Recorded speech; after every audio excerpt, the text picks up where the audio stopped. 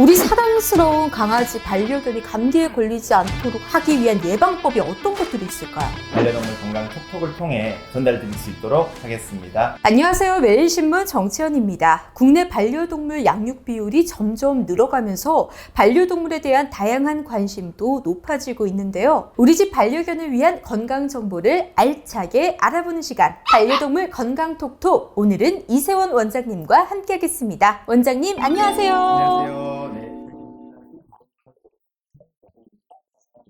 네, 원장님 반갑습니다. 네. 저 사실 원장님 초면이 아닙니다. 아, 진짜요? 네, 유튜브 개알남 잘 보고 있습니다. 다들 한 번씩은 보셨다 하더라고요. 살짝 자랑하시는 듯한 한 번씩은 보셨다라는 거는 살짝 자랑하시는 듯한 알고리즘의 선택을 알고리즘의 선택이다. 사실 요즘 아침 저녁으로 기온차가 엄청 크잖아요. 그렇다 보니까 요즘 같은 날씨는 감기에 또 더 취약한 환경이라고 볼 수 있는데, 반려동물들은 아무래도 말을 못하다 보니까 감기 초기 증상이 와도 우리 견주들이 못 알아차릴 때가 있을 것 같아요. 반려견의 감기 초기 증상이 어떤 건지 말씀 좀 해주시죠.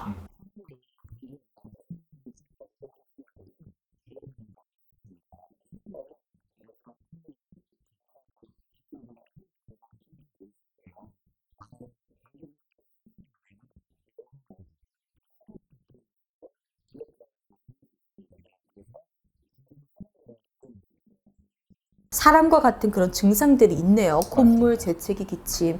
그렇다면 조금 더 자세하게 우리 반려견의 감기 증상 원인이 또 궁금해지는데요. 어떤 게 원인이 될까요?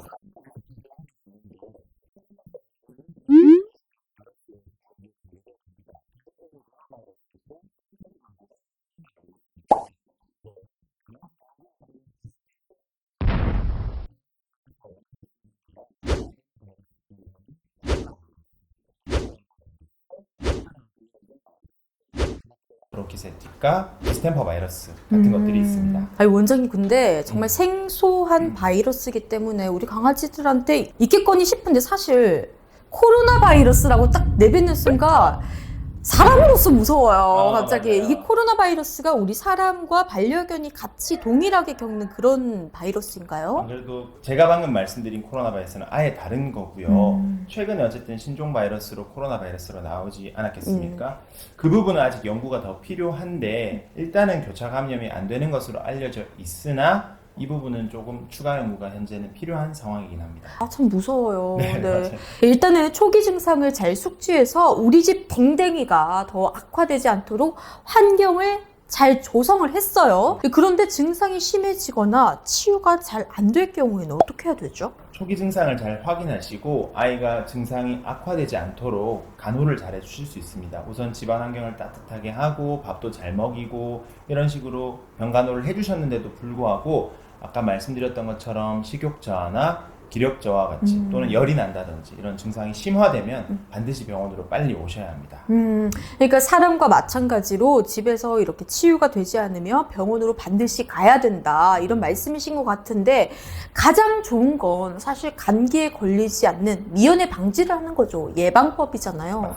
우리 사랑스러운 강아지 반려견이 감기에 걸리지 않도록 하기 위한 예방법이 어떤 것들이 있을까요? 네, 예방법이 여러 가지 있는데요. 첫 번째로는 이렇게 일교차가 클 때는 집안의 온습도 조절을 잘 해주셔야 됩니다. 특히 집안이 너무 건조하거나 추운 환경이라면 또 감기에 취약할 수가 있는데요. 집안 온도는 한 20도 정도, 습도는 한 50% 정도로 유지해 주시는 것이 좋고요. 두 번째는 공기의 질 관리입니다. 왜냐하면 집안 공기들은 환기가 잘 안 되면 미세먼지라든지 아니면 바이러스 같은 것들이 있을 수 있거든요. 하루에 최소 2번 정도는 환기를 해주시고요. 또 공기청정기가 있으시다면 그것도 잘 가동을 해서 오염물질을 걸러주시는 것이 필요할 것 같습니다. 그리고 세 번째는 예방접종을 잘 해주셔야 합니다. 예방접종 종류는 다양하지만 이런 예방접종들 항목 중에서 이런 감기와 연관된 것들이 있거든요. 그래서 보통 어릴 때 접종하시고 난 이후로 안 하는 경우도 많습니다. 그렇죠. 근데 나이가 들더라도 1년에 한 번씩 보강접종하는 것을 권장드리고요. 또 면역이 잘 형성되었는지 확인하는 항체가 검사도 있기 때문에 그것도 해보시는 것을 권장드립니다.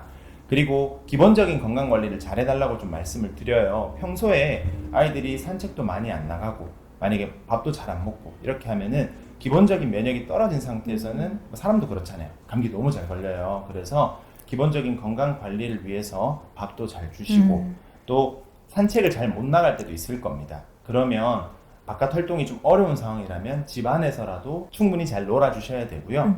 노령견의 경우에는 단순한 감기 증상으로 보이더라도 예를 들면 콧물, 기침이 난다고 봤을 때 이게 단순한 감기가 아닐 수 있어요.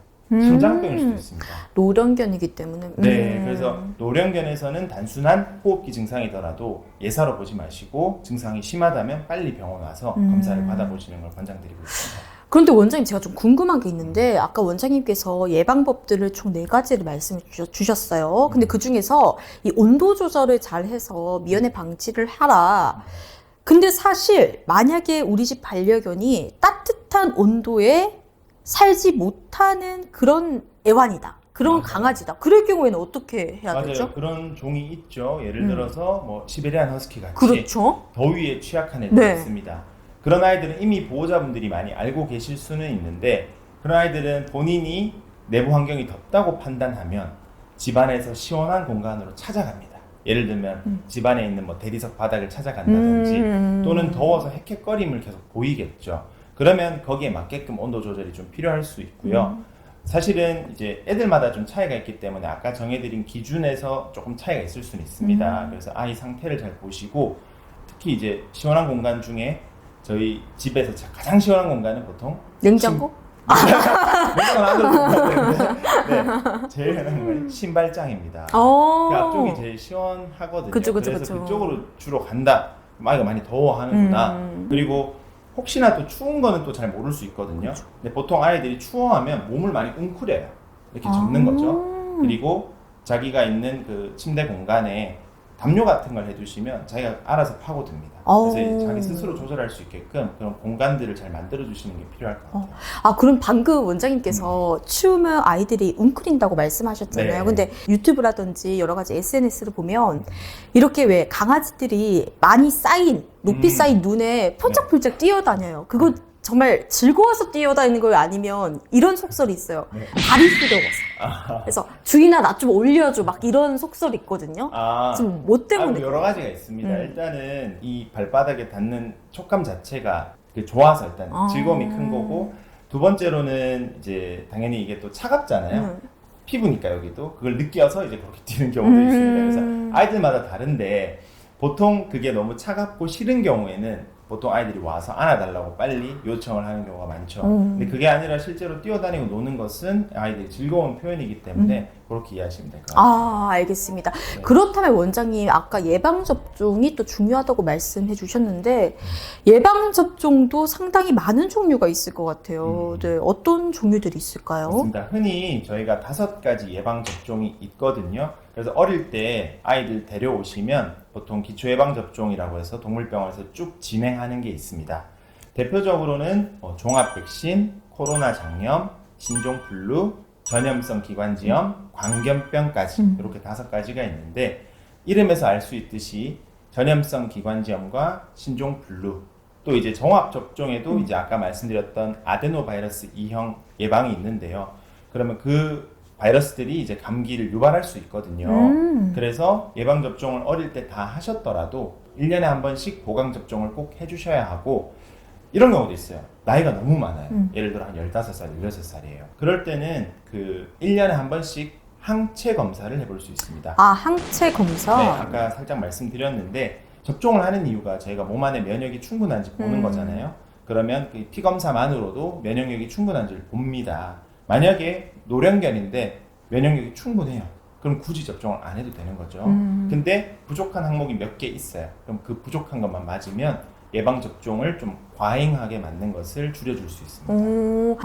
그렇다면 이제 원장님이 24시 또 진료 병원을 하시면서 응급 상황들을 정말 많이 보셨을 것 같은데 감기라는 이 증상으로 인해서 어떻게 보면 견주들이 감기 증상을 잘 완화시킨 견주도 있을 것이고 혹은 잘 알지 못해서 대비하지 못해서 조금 더 뭐 합병증이라든지 안 좋은 쪽으로 애완견을 그렇게 증상들이 갈 수도 있을 거라 생각이 드는데 여러 가지 한 2가지 사례 정도 있으시면 말씀해 주시겠어요? 가장 좋은 것은요. 초기 증상이 딱 나타났을 때 빠르게 병원을 찾아주셔서 물론 집에서 병간호 할 수도 있지만 이게 심화될 수 있잖아요. 그때 딱 와서 뭐 한 2, 3일 정도 케어했더니 금방 좋아진 사례도 있을 거고요. 물론 저희가 회복시킨 사례도 많지만 이미 증상이 너무 심하면 사망하는 경우도 있습니다. 네, 원장님, 사랑스러운 반려동물을 위해서 증상부터 예방법, 그리고 원장님이 직접 보고 느끼신 사례까지 저희가 잘 알아봤습니다. 그런데 원장님, 걱정인 게요. 알려주신 예방법을 잘 지켰는데 주인이, 견주가 감기 질환이 있어서 나의 사랑하는 반려견한테 옮길까봐 그게 또 걱정이에요.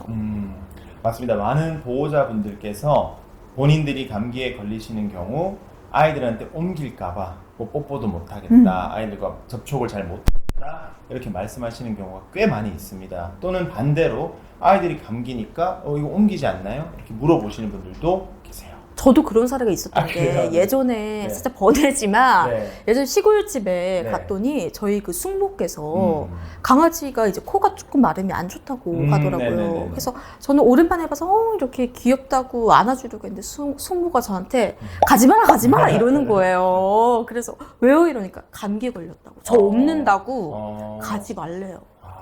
그래서 이렇게 많이들 오해하고 계신데요. 사실은 현재 말씀드렸던 바이러스들은 이종 간의 어떤 교차 감염, 그러니까 사람과 강아지 사이에서는 일어나지 않습니다. 현재까지 밝혀진 의학 기술에 따르면 어떤 사람에서 강아지로, 강아지에서 사람으로 모두 옮기지 않습니다. 최근 뭐 이런 코로나 바이러스와 같은 새롭게 나온 코로나 바이러스죠. 신종 인수 공통 감염병에 대해서는 연구가 진행되고 있지만 아직까지는 그렇게 옮기지 않는다는 것으로 알려져 있고요. 물론 강아지들끼리는 옮길 수 있습니다. 그래서 그거는 조심해 주셔야 되긴 해요. 그러니까 사람과 사람이 옮기고 네. 또 강아지도 강아지끼리는 옮기되 네. 사람이 강아지한테, 강아지가 사람한테 옮기는 일은 없다라는 말씀이시네요. 오늘의 궁금증 명확하게 해소가 됐습니다, 원장님. 네, 사랑스러운 우리 집 반려동물을 위한 건강 정보를 알아보는 시간, 반려동물 건강톡톡. 오늘의 주제는 감기였습니다. 우리 댕댕이들이 아프지 않도록 예방법 알려주신 이세원 원장님, 오늘 출연 소감 어떠셨나요? 현재 아침 저녁으로 일교차가 큰 만큼 보호자님들과 반려동물 모두 감기에 걸리지 않게끔 주의하셔야겠습니다. 앞으로도 궁금하신 내용이 있다면 반려동물 건강 톡톡을 통해 전달드릴 수 있도록 하겠습니다. 감사합니다. 네, 감사합니다, 원장님. 우리 삶의 많은 기쁨을 선사하는 사랑스러운 나의 반려동물과 오랜 시간을 함께할 수 있도록 앞으로 더 알찬 정보로 찾아오겠습니다. 반려동물 건강톡톡은 여기서 마무리하겠습니다. 오늘 수고해주신 이세원 원장님 다시 한 번 더 감사드립니다. 이번 소식도 유익하셨나요? 매일신문 구독하기로 신속하고 정확한 정보를 받아보실 수 있습니다.